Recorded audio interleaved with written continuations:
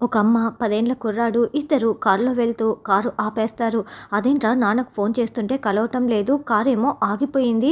ఇప్పుడు ఎలా అని ఆవిడ అంటుంటే ఏమైందమ్మా? ఎందుకు కారు తీయటం లేదు నాన్న అని కుర్రాడు కూడా టెన్షన్ పడుతూ ఉంటాడు.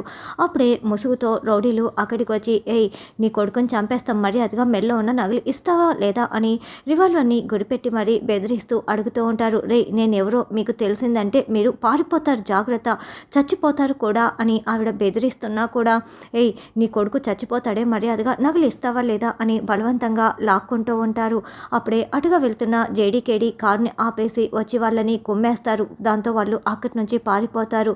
ఇవిగోండి మేము నగలు ఎందుకు కార్ని ఇక్కడ ఆపారు అని దాత్రి అడగటంతో సమయానికి వచ్చి నా నగలు నా ప్రాణాలు నా కొడుకుని కాపాడారమ్మా thank you so much. Car ఆగిపోయిందమ్మా మా వారికి ఫోన్ చేస్తుంటే ఫోన్ తీయటం లేదు అని ఆవిడ చెప్తుంది. కేడి ముందు కారు ఏమైందో చూడు అని జేడీ చెప్తుంది. అయ్యయ్యో కేడి 10th అయిపోయింది. వివేక్ సార్ని కలవాలి. మళ్ళీ సారీ ఏమంటారో ఏంటో త్వరగా కానివ్వు అని జేడి చెప్తుంటే మేడం మేడం అని ఆవిడ పిలుస్తున్నా కూడా అవునవును మేడం మనం త్వరగా వెళ్ళాలి అని సింధు అంటుంది. జేడి అయిపోయింది. వివేక్ సార్ మళ్ళీ మన మీద కోపడతారు కదా కారు కూడా క్లియర్ అయిపోయింది అని వాళ్ళ ముగ్గురు కూడా ఆవిడ పిలుస్తున్నా కూడా పరుగులు పెడుతూ వెళ్ళిపోతారు. ఏయ్ సాధు ఆ జేడీకేడి నా కొడుకుని కిడ్నాప్ చేసి తీసుకువెళ్ళిపోయారు మర్యాదగా వదిలేస్తారా లేదా అని మినిస్టర్ వివేక్ ఇద్దరు అక్కడికి వచ్చి అరుస్తూ ఉంటే అప్పుడే జేడీకేడి టీం మొత్తం అక్కడికి వస్తుంది. ఏయ్ జేడీ మర్యాదగా నా కొడుకుని వదిలేస్తావా లేదా అని అడుగుతూ ఉంటే మేం కిడ్నాప్ చేయటం ఏంటి సార్ మేము పోలీసులం అని జేడీకేడి చెప్తారు. లేదు నా కొడుకు దేశం వదిలి పారిపోతుంటే మీరే కిడ్నాప్ చేశారు నాకు చాలా బాగా తెలుసు అని మినిస్టర్ అరుస్తూ ఉంటే మీరే కదా అన్నారు ఇప్పుడు దేశం వదిలి పారిపోతుంటే ఎందుకు దేశం వదిలి పారిపోతున్నారని అందరూ ప్రశ్నిస్తారు కదా అని సింధు అంటుంది. అయినా ఆదిత్య ఏ తప్పు చేయనప్పుడు మేమెందుకు కిడ్నాప్ చేస్తాము అని జేడీకేడి బుకాయిస్తూ ఉంటారు. మీరే ఇదంతా ప్లాన్ ప్రకారం చేశారని అర్థమవుతోంది. నేను నీ పై ఆఫీసర్ని మర్యాదగా నేను చెప్పింది విని నువ్వు వదులుతావా లేదా అని వివేక్ మిశ్రా జేడీకి వార్నింగ్ ఇస్తుంటే ఏంటి సార్ మేము అసలు కిడ్నాపే చేయలేదు మేము చేయని దాన్ని ఎలా ఒప్పుకుంటాం అని జేడీ చెప్తుంది. చూడు నేను నీ పై ఆఫీసర్ని అని చెప్తుంటే అందుకే కదా సార్ మీరు అన్యాయం వైపు నిలబడినా నేను చూస్తూ ఊరుకున్నాను లేకపోతే నా వైలెన్స్ చూసేవాళ్ళు అని జేడీ చెప్తుంది. ఏయ్ రమ్య నేను ఈ జేడీ మీద కంప్లైంట్ ఇస్తున్నాను కిడ్నాప్ కంప్లైంట్ బుక్ చేయి ఎఫ్ఐఆర్ బుక్ చేయి అని చెప్తూ ఉంటే రమ్య అస్సలు కదలకుండా అలాగే నిల్చొని ఉంటుంది. రమ్య కంప్లైంట్ తీసుకో అని జేడీ చెప్పగానే ఏయ్ వివేక్ ఇదంతా వీళ్ళు టీం ప్రకారం మొత్తం చేస్తున్నారు నీకు ఇంకా అర్థం కావటం లేదా నీ మాట వినలేదు ఆ జేడీ చెప్తేనే ఎఫ్ఐఆర్ బుక్ చేస్తోంది అర్థమవుతోందా నీకు అని మినిస్టర్ అనడంతో ఏయ్ మీరు టీం మొత్తం కలిసి చేస్తున్నారు కదా మిమ్మల్ని వదిలిపెట్టను నా పైన గెలుస్తానని ఛాలెంజ్ చేసి ఇలా మోసంతో గెలవాలనుకుంటున్నావా నేనే ఎఫ్ఐఆర్ ఫైల్ చేస్తాను అని మినిస్టర్ గారు సంతకం పెట్టండి. ఏయ్ సాధు సంతకం పెట్టవయ్యా ఇదిగో ఈ జేడీకేడిని ఇన్వెస్టిగేషన్ చేసే హక్కు అర్హతలు నాకు ఉన్నాయి ఎందుకంటే వీళ్ళ మీద మినిస్టర్ కంప్లైంట్ ఇచ్చాడు కాబట్టి అని వెంటనే వివేక్ కేడి చెంప పగలగొట్టబోతూ ఉంటే దాత్రి కేడీని పక్కకు లాగేస్తుంది. దాంతో వివేక్ కింద పడిపోతూ ఉంటారు. అందరూ నవ్వుకుంటూ ఉంటారు. చూడండి ఇన్వెస్టిగేషన్ చేసే హక్కు మాత్రమే మీకు ఉంది కొన్ని రైట్స్ మీకు లేవు అని జేడీ వార్నింగ్ ఇస్తుంది. ఏయ్ జేడీ ఈయన కొడుకుని నువ్వు కిడ్నాప్ చేసి చంపాలని చూస్తున్నావు కదా నేను నిన్ను వదిలిపెట్టను అని మళ్ళీ వివేక్ అరుస్తూ ఉంటాడు. చూడండి ఆదిత్య జైల్లో ఉండాలి అటువంటి ఆదిత్యని బయట ఉండేలా చేసింది మీరు అయినా ఆదిత్యని మేము కిడ్నాప్ చేసి ఎందుకు చంపాలనుకుంటాము అయినా వాడిని చూస్తేనే చంపాలన్నంత కోపం వస్తోంది కానీ మేము ఆ పని చేయము అని దాత్రి కేదార్ చెప్తూ ఉంటారు. మిమ్మల్ని అస్సలు వదిలిపెట్టను అని వివేక్ మిశ్రా అరుస్తూ ఉంటే ఏమండి అంటూ అప్పుడే నిర్మల బాబు అక్కడికి వస్తారు. ఎవరివిడా అని మినిస్టర్ అడగడంతో నా వైఫ్ నిర్మల ఏంటి ఎలా వచ్చావు అని వివేక్ అడుగుతూ ఉంటాడు. ఇదే కదా నాకు కావాలి ఇందాక ప్లాన్ ప్రకారమే కదా ఇవన్నీ కాపాడి ఇలా ప్లాన్ చేసింది అని దాత్రి అనుకుంటూ ఉంటుంది. దాత్రి వాళ్ళు దారిలో కాపాడిన ఆవిడ ఈ నిర్మల ఒకరే. నేను ఇక్కడ ఉన్నానన్న విషయం నీకెలా తెలుసు అని వివేక్ అడగటంతో నేను డ్రైవర్కి ఫోన్ చేశాను డ్రైవర్ మీరు ఇక్కడ ఉన్నారని చెప్పారు అయినా నా ప్రాణాలు బాబు ప్రాణాలు కాపాడింది ఈ జేడీకేడినే తెలుసా అని నిర్మల చెప్తుంది. అయితే అంతకుముందు దాత్రి చెప్పిన ప్లాన్ని ఇప్పుడు మనకి చూపిస్తూ ఉంటారు. వివేక్ సార్ వైఫ్ నిర్మలని మనం ట్రాప్ చేస్తున్నాము అని ఆవిడ కారు బ్రేక్ డౌన్ అయ్యేలా చేసి ఇప్పుడు 10:30 అని ఆవిడకి తప్పు టైం చెప్తాము ఆవిడ ఫోన్ని మనం హ్యాక్ చేస్తాము ఆవిడ ఫోన్లో టైం చేంజ్ చేసి మనం 10:30 అని చెప్పేసి ఒకే సమయంలో ఇక్కడ అక్కడ 2 చోట్ల ఉన్నట్లు మనం కన్ఫ్యూజ్ చేసేస్తాము.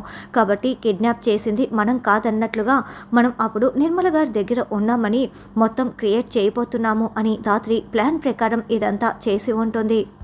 రౌడీ వేధవలు బాబుని చంపుతానని గోల్డ్ తీసుకోబోయారండి.